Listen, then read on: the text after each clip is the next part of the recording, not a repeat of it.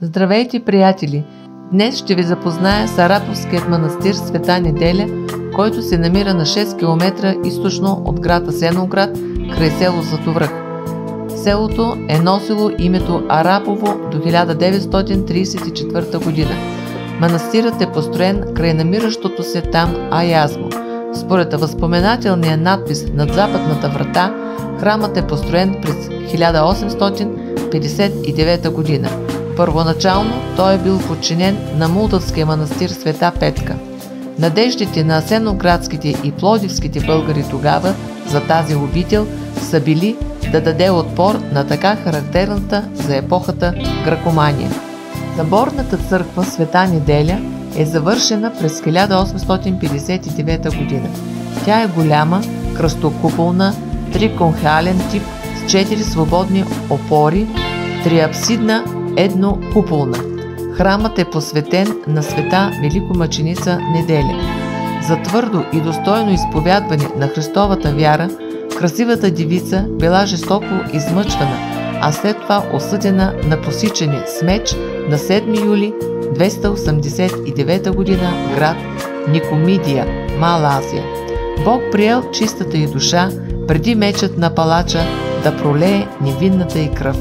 По времето на царуването на Асеневци, 12-13 век, мощите на светицата били пренесени в тогавашната столица Търново. По-късно свети Евтимий, патриарх Търновски, написал похвала на светата великомъченица Неделя. Фреските са дело на художник Алекси Атанасов от Нетуш и Георги Данчов, Зографина, 1846-1908 година. Личен приятел и сподвижник на Васил Левски. Срещат се сюжети на свети Йоан Кръстител и на света Параскева.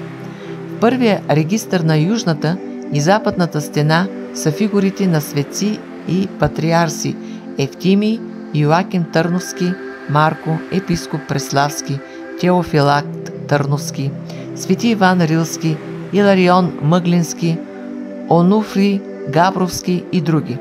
Сцената свети цар Борис се кръщава от Методий е характерна за Зографа.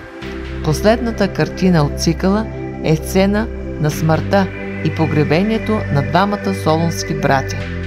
Араповският манастир е единственият строен във времето на османското владичество, без да има по-стари следи от съществуването му. Манастирският комплекс представлява оригинален архитектурен ансамбъл, изградени от двоетажни и триетажни жилищни и стопански сгради, разнообразени с еркери и чердаци, обградени от двор, в който е разположена голяма кръстокуполна църква от така наречения атонски тип. В двора се намира великолепна триетажна кула, чието построяване преданието свързва с действалия по това време в региона Ангел Войвода.